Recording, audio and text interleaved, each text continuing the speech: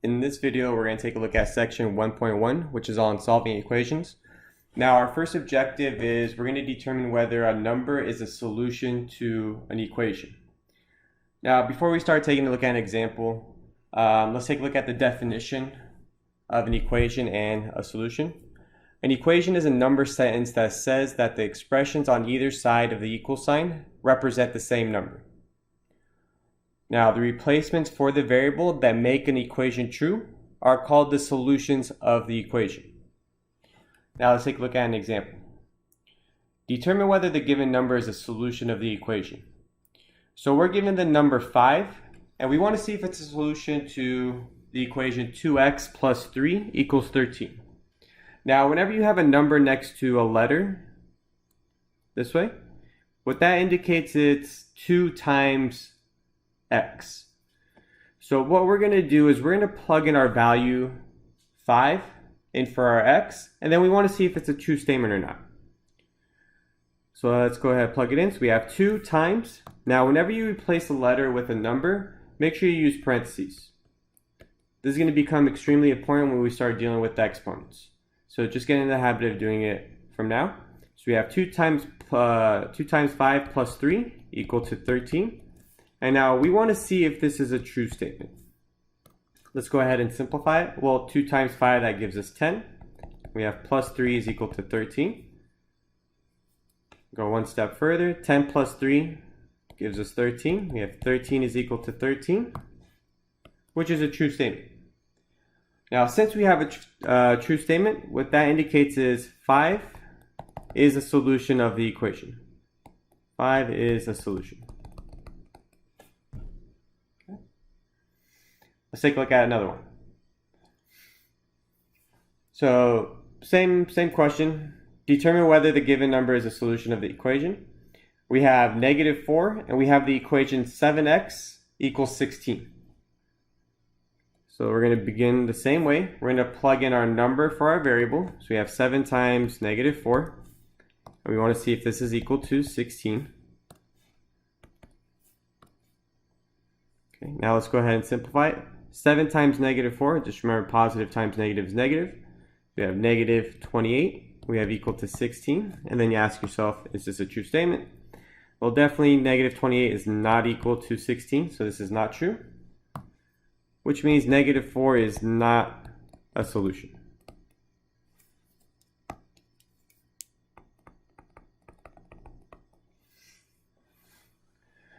Okay, so now for these two examples, we were given a number and we had to check to see if it was a solution or not. This is going to be extremely important when you start checking your answers. Now, most of the time, you're not going to be given a value and asked to check to see if it's a solution. What we're going to be given is an equation, and we have to figure out what the solution is. Now, these two examples that we just did, this will help you check your solution. So after you arrive to a solution, you want to be able to check to see if it's actually a solution or not. Now, our next objective, we're going to take a look at solving equations. So, objective B, we're going to be using the addition and subtraction principle. And now, what this states is for any real numbers A, B, and C, if A is equal to B, then A plus C is equal to B plus C. Also, A minus C is equal to B minus C.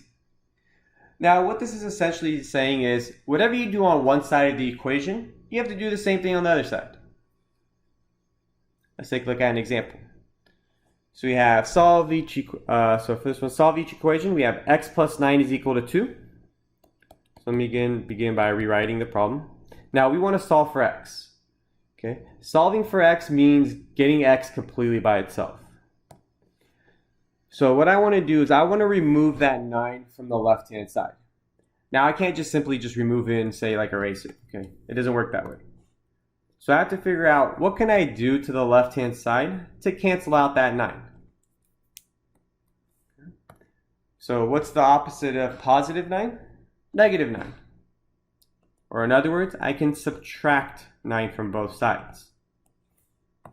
So let's go ahead and subtract 9 from both sides. We get x is equal to, now 2 minus 9, I get negative 7. So I arrived at the solution x equals negative 7. And now if I want to check to see if my answer is correct, let's go ahead and check this. So I'm going to plug in negative 7 in for my x. So I have negative 7 plus 9 equals 2. I'm plugging into the original equation that was given to me. Now go ahead and simplify. Negative 7 plus 9 gives me 2. So I have 2 is equal to 2, which checks out. So that means that the solution that we arrived at is correct.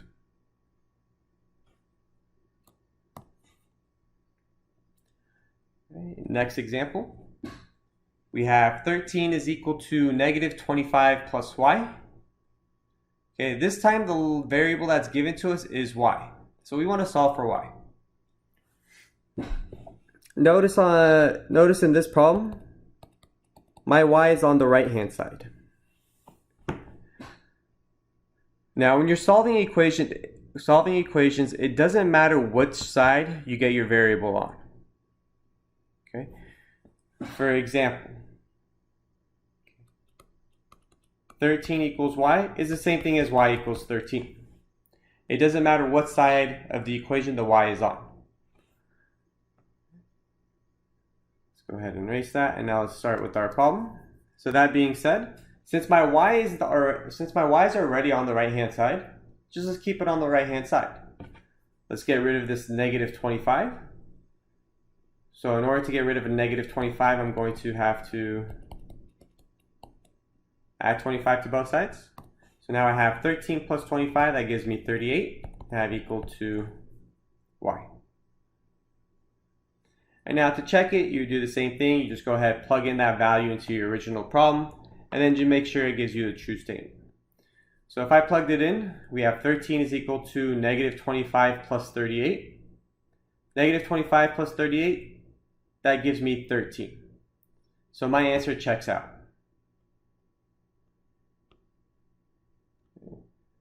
Another example, this time we're dealing with decimals. Okay. We're still going to do the same thing.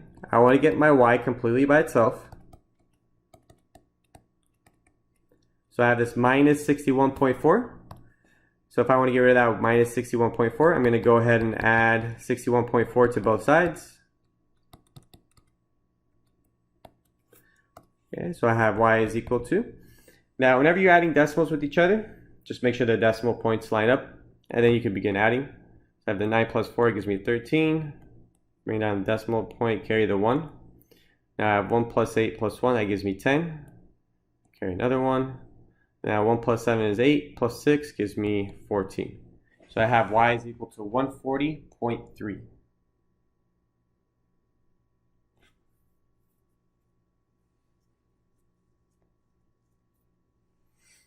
Now one last one using the same principle, addition and subtraction. This time we'll get a little review on fractions. So we have negative 3/8 plus x is equal to negative 5/7. Okay, once again, I want to get the x completed by itself. So I'm going to go ahead, add 3/8 to both sides. Okay, so now this is when it gets a little bit tricky. So I have x is equal to negative 5/7 plus 3/8. Now I can't add the fractions the way they are because they don't have the same denominator. Remember, whenever you're adding fractions with each other, you need this same denominator. You need to find the LCD, the least common denominator. So LCD between 7 and 8 is 56. So I have to change each one of these fractions so the denominator is 56. So if you take a look at the first fraction, you have to ask yourself, what do I have to multiply 7 by in order to get 56? So I have to multiply 7 by 8. So that means I have to multiply the top and bottom of the first fraction by 8. So I have x is equal to, so negative 5 times 8, I get negative 40. And then 7 times 8, I get 56. Plus, now for the second fraction, you have to ask yourself, what do I have to multiply 8 by to get 56? I have to multiply 8 by 7. So I have to multiply top and bottom by 7. I get 21 over 56. Now I can go ahead and add the fractions with each other. So I have negative 40 plus 21, which is going to give me negative 19. and then you keep the denominator the same. So we get negative 19 over 56.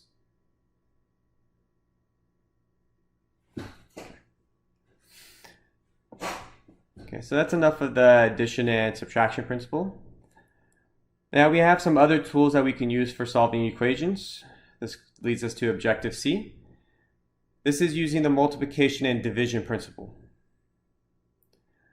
Now, what this principle states is for any real numbers a, b, and c cannot equal 0, if a is equal to b, then a times c is equal to b times c, and a divided by c is equal to b divided by c.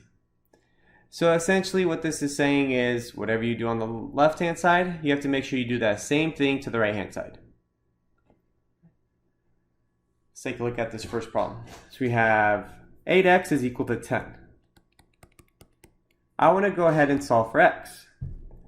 So I have 8 times x. So what's the opposite of multiplication? Division. So if I want to get rid of that 8, what I'm going to do is go ahead and divide by 8.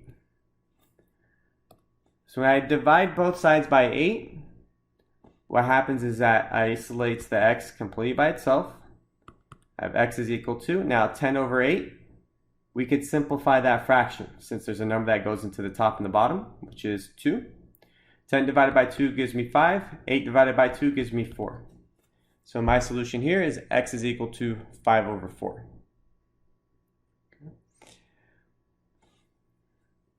Now the reason why our 8's cancel out, the reason why we're just left with x by itself on the left-hand side, is because what is 8 divided by 8? 8 divided by 8 is just equal to 1. So essentially what I'm left with over here is 1x is equal to 10 over 8. But now 1 times any number is that same number. Also 1 times any variable is just that same variable. So this is really just x equals 10 over 8, which simplifies into 5 over 4. So that's the reasoning behind why the 8's cancel out and why you're left with just x by itself.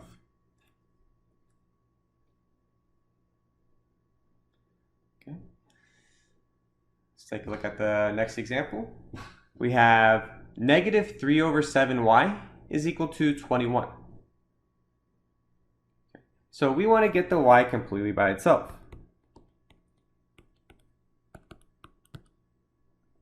Now, there's a few ways, or I should say a couple ways that you could work this problem out. Okay, what we want to do is get rid of that negative 3 over 7 from the left-hand side. Okay, so I want to get the y completely by itself. So one way that you could approach this problem is by dividing both sides by negative 3/7. Or another way that I can work it out is by multiplying by the reciprocal. So if I multiply by the reciprocal, what's going to happen is the fractions are going to cancel out with each other. Okay, it's going to leave me with a 1. So first, okay, what's the reciprocal of negative 3/7? Be negative 7/3. So we have negative 7/3 times negative 3 over 7, y equal to, remember whatever I do on the left-hand side, I have to do on the right-hand side. So I have to multiply the right by negative 7 over 3. And now when I simplify this problem, okay, the negative 7 over 3 times negative 3 over 7, I could cancel, I could cross cancel. So remember, whenever you're multiplying with fractions, you could cross cancel. So 3's cancel out over here. 7's also cancel out right here. So what I'm left with here is a negative times a negative. In other words, negative 1 times negative 1, which gives me positive 1. So I have positive 1y, which is just y by itself. Now let's go ahead and simplify the right-hand side. Now with the right-hand side, I have negative 7 over 3 times 21. So I have a fraction times a whole number. I'm going to go ahead and change that whole number into a fraction. And now I could cross cancel the same way I did on the left-hand side. So if I look diagonally, 3 and 21, there's a number that goes into both of those, which is 3. 3 goes into 3 once, it goes into 21 7 times. So I'm left with negative 7 times 7, which gives me negative 49. And now we have arrived at our solution.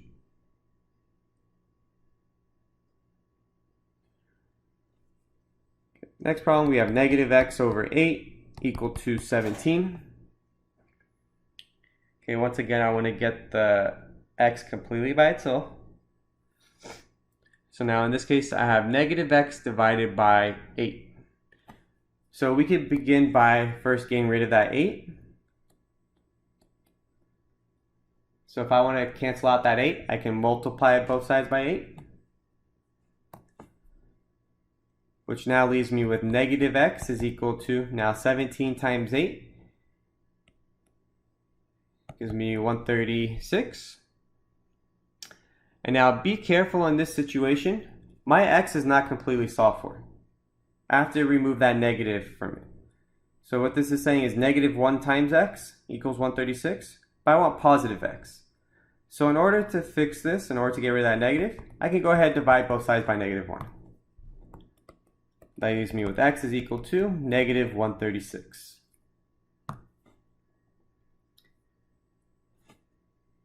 Now in that previous step where I had 8 times negative x over 8, what happens? I could change the 8 into a fraction, so I have 8 over 1, and now my 8's cancel out. And that's how I was left with negative x by itself.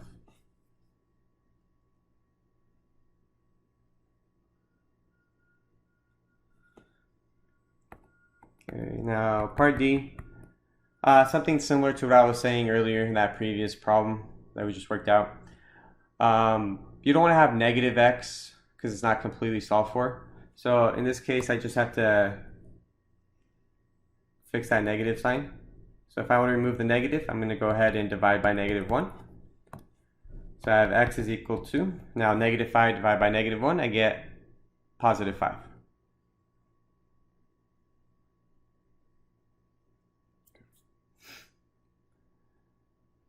Now, with all the examples that we've seen so far, it was just one step and we were able to isolate the variable.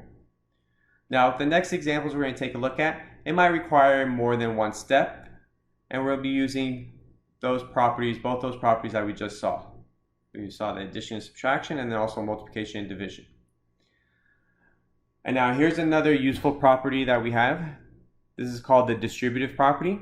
Now, the distributive property is used to eliminate any parentheses in your equation or even expressions. It's an essential tool for simplifying equations and expressions. So what this states is for any numbers a, b, and c, a times b plus c, this is equal to a times b plus a times c.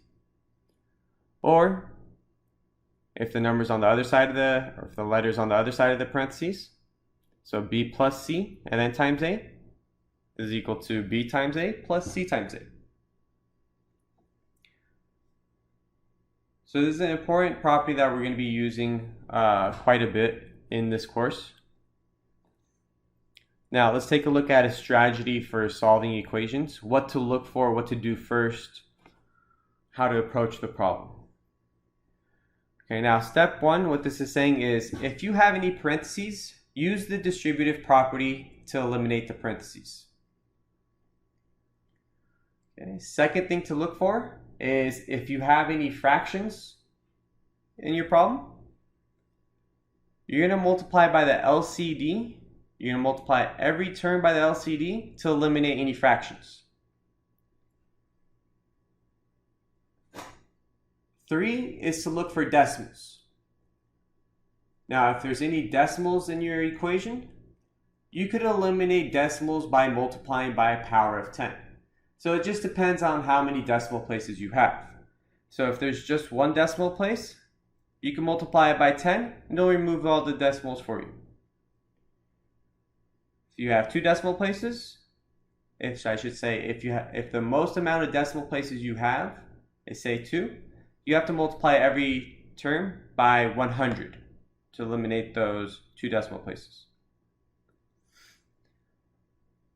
Now step 4, you're going to combine like terms if they are on the same side of the equation. So take a look at the left-hand side combine like terms, then take a look at the right hand side, and then combine like terms. And then step 5, you want to move your variable terms to one side of the equation, and then constant terms on the other side of the equation. Variable terms are terms that have a variable attached to it. Constant terms have no variables attached to it. It's just a number. And then step 6, you're going to go ahead and use the division principle to isolate the variable. Let's take a look at quite a bit of examples using the strategy. Now those steps, you might not have to use all of them in every problem. Okay, so for this first example, we have solved the equation. We have -4 plus 9x is equal to 8. Now first thing you look for is parentheses. But in this equation, I don't have any parentheses. Okay, so I can skip step 1. Step 2 has to do with fractions, to eliminate fractions, which I don't have any in this problem. Step 3 is for decimals. I don't have any decimals in this problem. Okay, so I could skip step 3. Now even step 4, I look at the left-hand side, see if there's any like terms. -4 and 9x are not like terms, so I can't combine those with each other.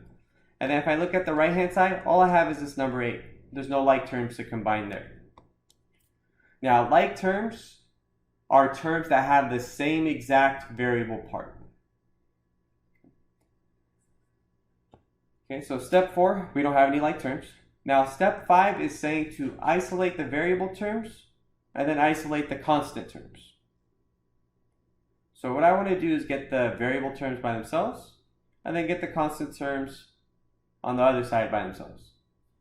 Okay, so I have -4 plus 9x equals 8. So since my variable term is already on the left-hand side, I'm going to keep it there and then just move everything to the right-hand side. Mainly this -4, I want to move to the right. So since it's a -4, what I'm going to do is add 4 to both sides. So I get 9x is equal to 12. And then last step, so this leads us to step 6, which is to divide to isolate the variable. So I'm going to go ahead and divide by 9 to get my x completely by itself. So x is equal to, and now 12 over 9 can be simplified into 4 over 3.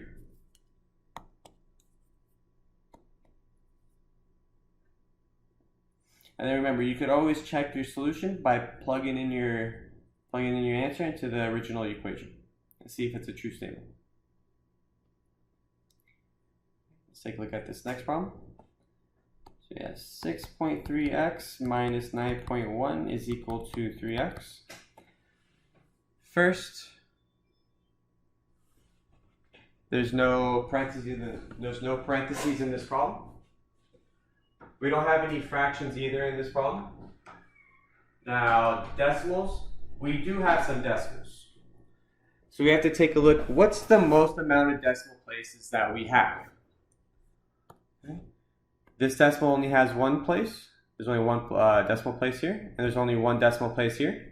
So in order to get rid of one decimal place, what I have to do is multiply by a power of 10. In our case, we're going to have to multiply by 10. So now if I multiply each term here by 10, I'm going to eliminate the decimals. So 6.3x times 10, that gives me 63x, minus, now 9.1 times 10 gives me 91, I have equal to. Now, even though the right-hand side is not a decimal, I still have to multiply it by 10 in order to keep the equation balanced. So now, 3x times 10 gives me 30x. Okay. So now I end up with an equation that doesn't have any decimals, one that's a little bit easier to solve. Okay. So that was step 3, eliminating the decimals. Step 4, combine like terms if they are on the same side of the equation. Left-hand side, 63x and 91. Those are not like terms, I can't combine them. And then on the right-hand side, I only have one term. So I can't do anything there. Now I want to move my variable terms so they are on one side of the equation, and then my constants so they're on the other side. Now remember, it doesn't matter what side you get your x's on. You get on the left or you get on the right. At the end, you're still going to get the same answer. So since I have two terms on the left-hand side, and then on my right-hand side, I have a variable term, I have this 30x. What I'm going to do is I'm going to move this 63x to the other side. I'm going to subtract 63x. That way I could get all my variable terms on one side and my constant terms on the other side in one step. So 63x and negative 63x cancel out with each other. I'm left with negative 91 is equal to, now 30x minus 63x gives me negative 33x. And then one last thing I could do to solve for x, divide by negative 33, divide by negative 33. This gives me x is equal to, now negative divided by negative is positive. I get 91 over 33.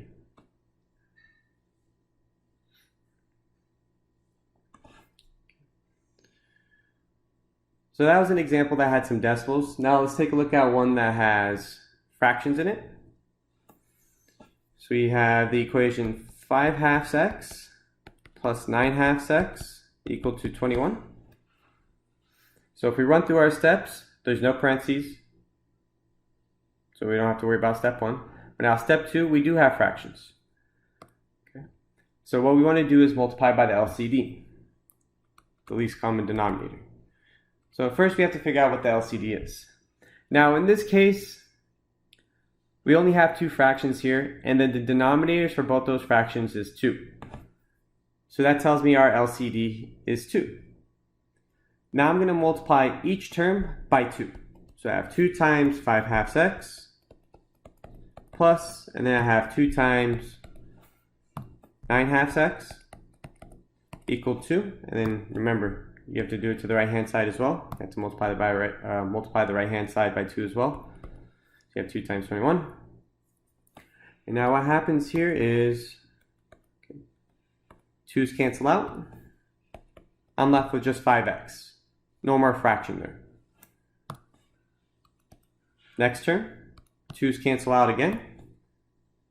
I'm left with plus 9x. And I have equal to 2 times 21 gives me 42. Continue to simplify. 5x plus 9x, you get 14x. You have equal to 42. And then last step, go ahead, divide by 14. So this gives me x is equal to, so you have 42 divided by 14. So first check to see if it goes into it evenly. I believe it does. So 42 divided by 14 gives us 3.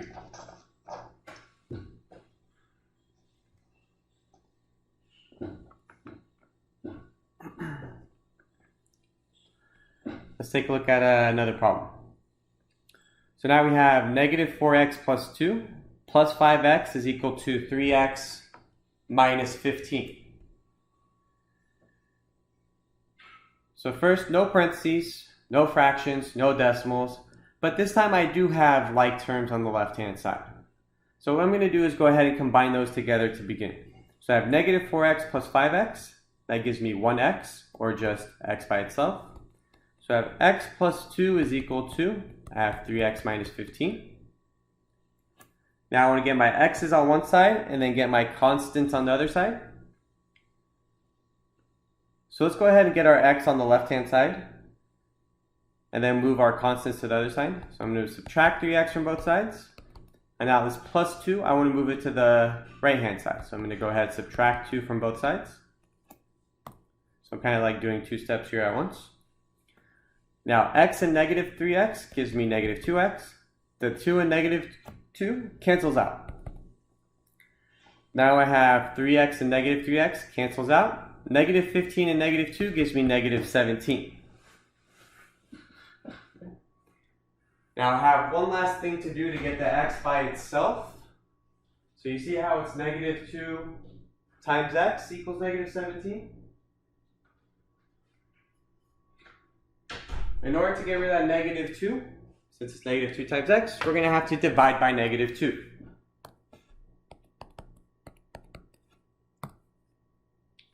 So now we have x is equal to, now negative divided by negative, That gives me positive and then 17 over 2.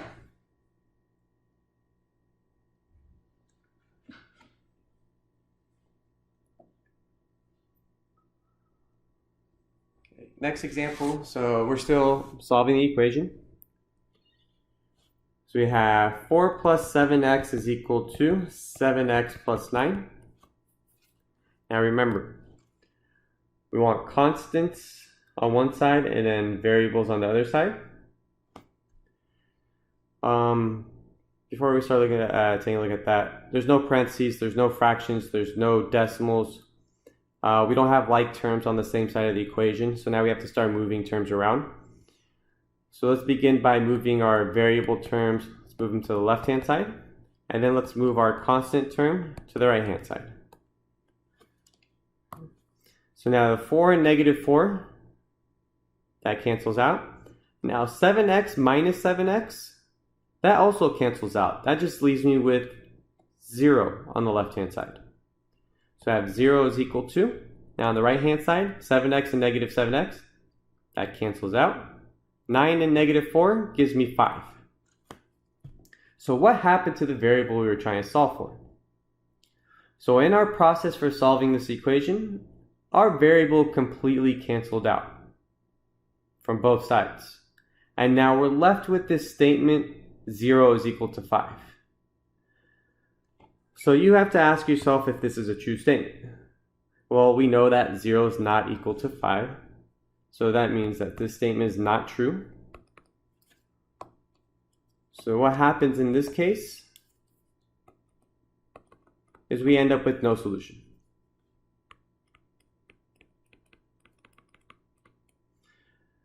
This type of equation is called a contradiction.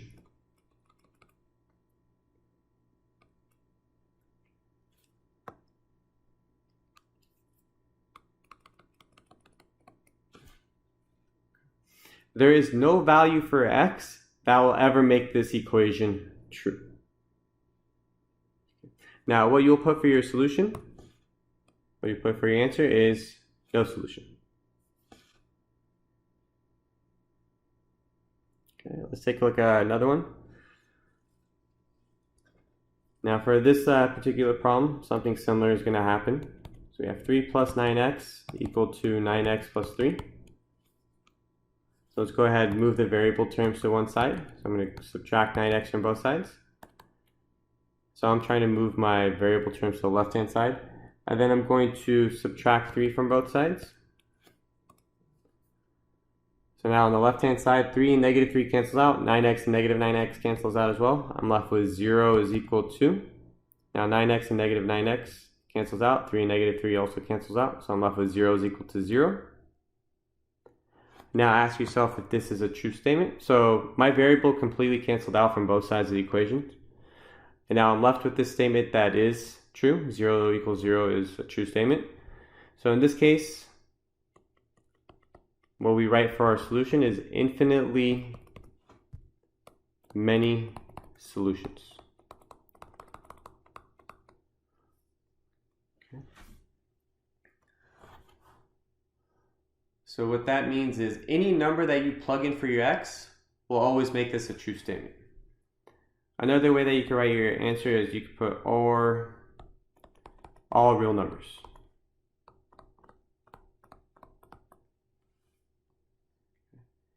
Now this type of equation, this is called an identity.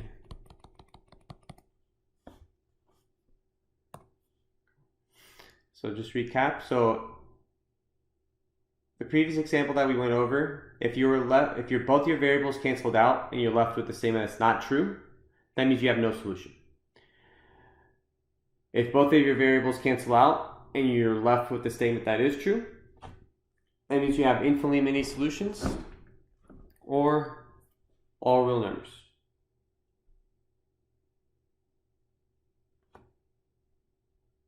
Okay, let's take a look at another one. Okay, now this time we have an example where we do have a set of parentheses. So now we have a first step to do. So we have 3x plus 8 times x plus 2 equal to 11 plus 7x. Okay. So our first step, whenever we're trying to solve any equation, is to eliminate parentheses. So in order to eliminate these parentheses, we're going to have to use the distributive property. So we're going to distribute this 8 to both of those terms. So now let's go ahead and rewrite our problem. We have 3x, and now 8 times x, I get 8x, and now 8 times 2, I get 16. And I have equal to 11 plus 7x. Okay, so we eliminated the parentheses. We don't have fractions, we don't have decimals. Now we take a look to see if we have any like terms. So on the left-hand side, I have 3x and 8x. These are considered like terms because they have the same variable part. And now in order to add like terms, you just add the 3 and the 8 with each other, which gives us 11. And then you put the x after it. So we have 11x plus 16 is equal to 11 plus 7x.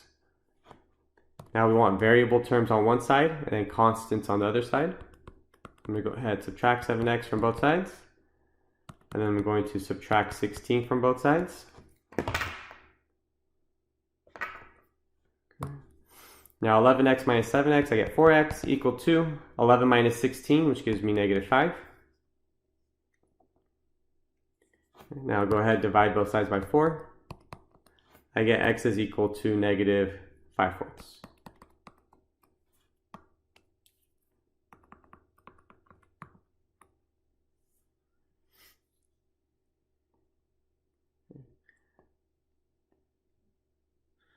Next example, something similar. This time we have 2 sets of parentheses, but we're going to work it out the same way. Okay, so our first step, we want to eliminate the parentheses. We have 30 minus 7 times x minus 1 equal to 3 times 2x plus 7. Okay, let's begin by distributing, getting rid of the parentheses. Okay, so now I have 30. And now all I have is a minus and then 7 times x minus 1. An easier way to think about this problem, just attach that minus sign to the negative. So think about it as negative 7.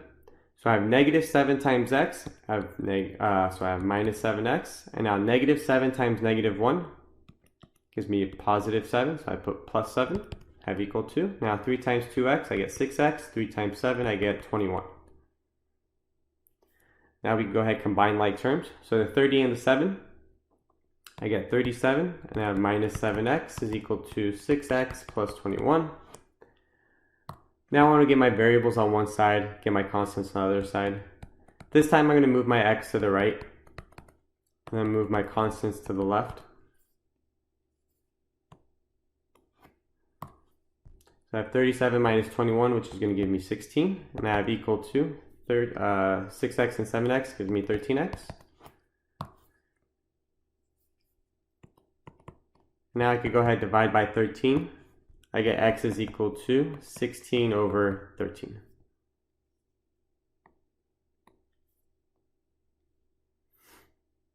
Okay. So very similar to the previous problem, we just had 2 sets of parentheses that we had to eliminate.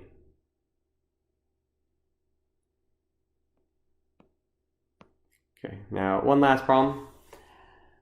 This might be the hardest problem in this section. So take a look at all the lovely fractions that we have. Okay, so remember, let's run through our steps. So I don't see any parentheses, okay? So I don't have to worry about distributive property. Now I do see fractions. So what we have to do is eliminate these fractions. So that way we end up with an equation that's much easier to solve. So first we have to find out what the LCD is. Okay, so we have to figure out what's the LCD of the fractions that are given to us. Take a look at the denominators. We have 2, 4, 8, and 4. So you're trying to find out what's the smallest number that all 3 of these can go into. So common mistake, a lot of students say it would be 2, but just be careful because 4 does not go into 2. Neither does 8.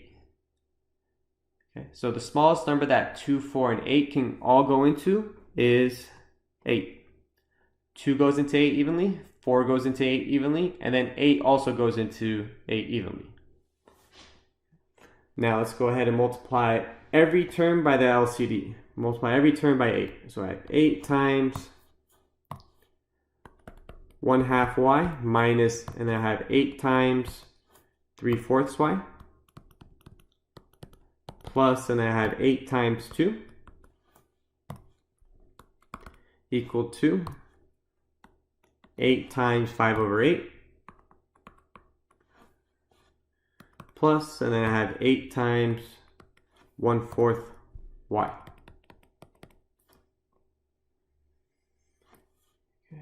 Now, what happens when we multiply that by the LCD? We can cross cancel with all of these fractions that we have. So for the first one, okay, I'm going to put a 1 underneath all these 8s. That way I can change them. I don't need a 1 underneath that one since we're just multiplying by a whole number.